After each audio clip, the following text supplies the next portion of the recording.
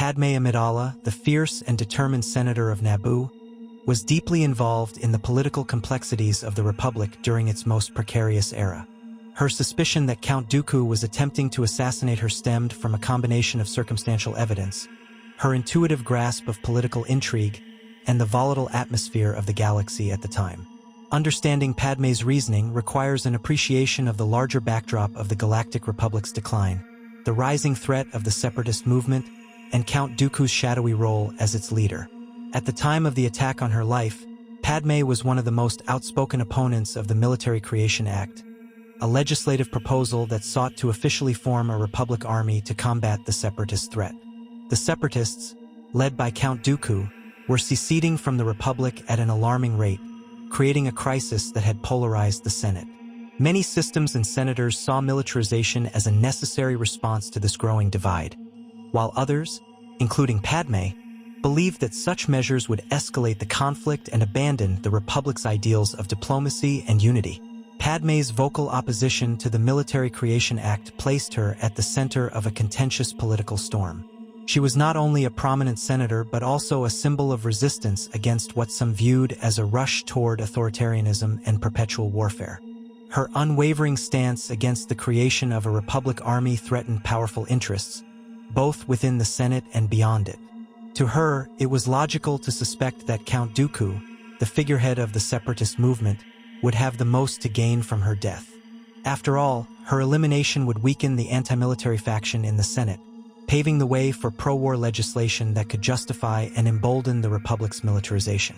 Such a move would ultimately serve the Separatist cause by painting the Republic as aggressive and oppressive, driving more systems to their side. The evidence supporting this suspicion began with the brazen nature of the assassination attempt itself.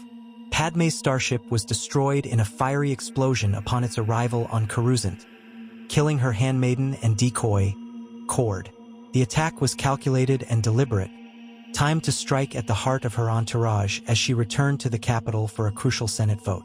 In the immediate aftermath, Padmé's allies, including Captain Typho and others in her security detail, were quick to conclude that the attempt was a direct response to her political activities. Count Dooku's reputation further fueled her suspicion. Once a Jedi Master who had turned his back on the Order, Dooku was shrouded in mystery and mistrust. By the time of the assassination attempt, he had become the public face of the Separatist Alliance, a coalition of systems and corporations that sought to break away from the Republic. While Dooku claimed that his movement was rooted in grievances against the Republic's corruption and inefficiency, there were widespread rumors of darker motivations. Many in the Senate believed that Dooku was no longer acting as an idealistic reformer but as a manipulative figure willing to employ violence and subterfuge to achieve his aims. For Padmé, the notion that Dooku might resort to assassination was not far-fetched. The Separatist leader's rhetoric and actions often conveyed a willingness to use drastic means to achieve his vision. Reports of Separatist military buildups and attacks on Republic worlds added to his image as a figure capable of ruthless pragmatism. From Padmé's perspective, Dooku's role as the Separatist leader made him the most obvious mastermind behind an attack designed to silence her and sway the Senate toward militarization. However, Padmé's suspicion was not merely based on Dooku's position as the leader of a rival faction. Her understanding of the political landscape on Coruscant also played a crucial role in shaping her conclusions. She knew that her stance against militarization posed a threat not only to the Separatists but also to those within the Republic who stood to profit from war. Corrupt senators, arms manufacturers, and other vested interests were eager to see the Republic adopt a military force, and her opposition made her a natural target for their schemes. Yet, Dooku's involvement seemed more plausible to her because of the broader implications of her death. If the Separatists were implicated in the assassination of a prominent senator, it would serve to destabilize the Republic further and create chaos that Dooku could exploit to his advantage. Additionally, Padmé's personal encounters and observations informed her belief. She was acutely aware of the Separatists' tactics and the growing unrest they were fueling across the galaxy. In her role as senator, she had worked tirelessly to negotiate peace and prevent secession, often facing hostility from those who viewed her efforts as naive or counterproductive. Her opposition to Dooku's agenda had made her a symbol of the Republic's resistance to the Separatist movement, placing her squarely in the crosshairs of its leaders. Even so, there was an element of uncertainty in Padmé's suspicion. Despite the apparent motives and circumstantial evidence pointing to Dooku, there were no definitive proofs linking him directly to the assassination attempt. This ambiguity highlighted the complexities of the era's political intrigue. The galaxy was rife with overlapping agendas and hidden machinations, and it was not always clear who was pulling the strings. Padmé's conclusion that Dooku was responsible was as much a reflection of her own reasoning as it was a testament to the pervasive distrust that characterized the Republic's twilight years. In the end, Padmé's suspicion of Dooku revealed her sharp political acumen and her understanding of the interconnected forces at play. She recognized that her death would serve multiple purposes for the Separatist cause, consolidating support for militarization while further destabilizing the Republic. Whether or not Dooku personally ordered the attack, his position as the leader of the Separatists made him the logical figure to blame. For Padmé, the question of who was truly behind the attempt on her life was secondary to the broader implications of such an act. It underscored the dangerous fragility of the Republic and the lengths to which its enemies, and perhaps even its allies, were willing to go to shape its future. Padmé's suspicion of Count Dooku was further reinforced by the nature of the Republic's declining state. As corruption spread through its institutions, the Senate became a battleground for competing interests, with truth and transparency often overshadowed by deceit and manipulation. Padmé had witnessed firsthand how greed and power struggles could drive individuals and factions to extreme measures. The attack on her life could have been orchestrated by numerous players, but the political calculus pointed to Dooku as the most likely culprit due to the strategic benefits her death would offer the Separatists. The choice of method in the assassination attempt also suggested a level of sophistication and resources consistent with a figure of Dooku's stature. The explosion that destroyed her ship, followed by the deployment of assassins to track her movements on Coruscant, indicated meticulous planning. It was not the work of a lone operative or an amateur. These were calculated acts carried out by skilled agents, implying backing from a powerful entity. While Padmé could not rule out the possibility that her political rivals within the Republic might be behind the attack, Dooku's control of the Separatists and their growing military capabilities made him an obvious suspect. Moreover, the Separatist alliance was known to include entities like the Trade Federation, which had a history of animosity toward Padmé.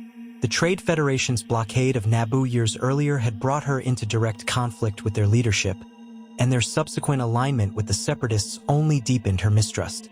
The idea that Dooku might leverage such allies to eliminate her was consistent with the complex alliances and rivalries that defined the era.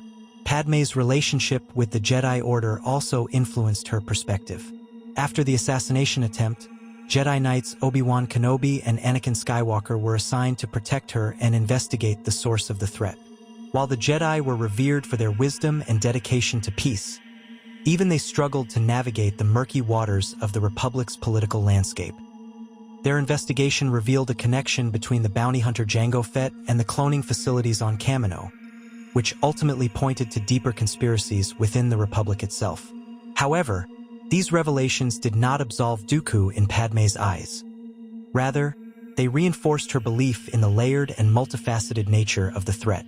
Dooku's history as a Jedi who had abandoned the Order added another layer of complexity to the situation. To Padmé, his decision to leave the Jedi was not merely a philosophical or ideological choice.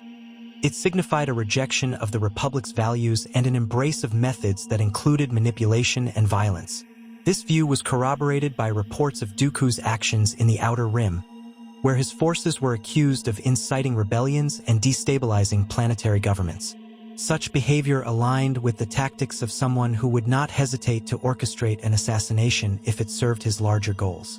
Another critical factor was Padmé's awareness of the psychological impact her death would have on the Senate and the galaxy at large. As a widely respected and influential figure, her assassination would send shockwaves through the Republic, eroding trust and fostering fear. This atmosphere of instability could be exploited by the Separatists to gain further support for their cause. Dooku, as a strategist and leader, would undoubtedly recognize the strategic advantage of eliminating someone like Padmé. For her, it was a logical conclusion that he would see her as a threat to be neutralized. Yet, Padmé was not blind to the possibility of misdirection. The galaxy's power struggles often involved elaborate deceptions, and it was conceivable that Dooku's enemies or even rogue elements within the Republic might frame him to achieve their own ends. Despite this, the broader context of the attack, the timing, the method, and its implications, kept her suspicion firmly rooted in Dooku's camp. The Separatists' overarching agenda of fracturing the Republic and undermining its unity aligned too closely with the potential outcomes of her assassination to ignore. Padmé's belief in Dooku's involvement also stemmed from her own instincts and moral clarity. She was not one to jump to conclusions without careful consideration, but her experiences had taught her to recognize patterns of behavior and connect seemingly disparate events. Her ability to analyze situations and anticipate motives was one of her greatest strengths as a leader. In this case, her deduction that Dooku was behind the attack was based not just on evidence but on her understanding of the galaxy's shifting power dynamics. Ultimately, Padmé's conviction that Count Dooku was trying to kill her revealed her deep understanding of the stakes at play in the Republic's twilight years. She recognized that the struggle between the Republic and the Separatists was not just a conflict of ideology or governance. It was a battle for the very soul of the galaxy. Her survival and continued advocacy for diplomacy and peace were direct challenges to those who sought to profit from division and chaos. Whether or not Dooku personally ordered the assassination, he represented the forces of fragmentation and violence that Padmé had dedicated her life to opposing. To her, Dooku's culpability was not just a matter of political convenience but a reflection of the harsh realities of the time.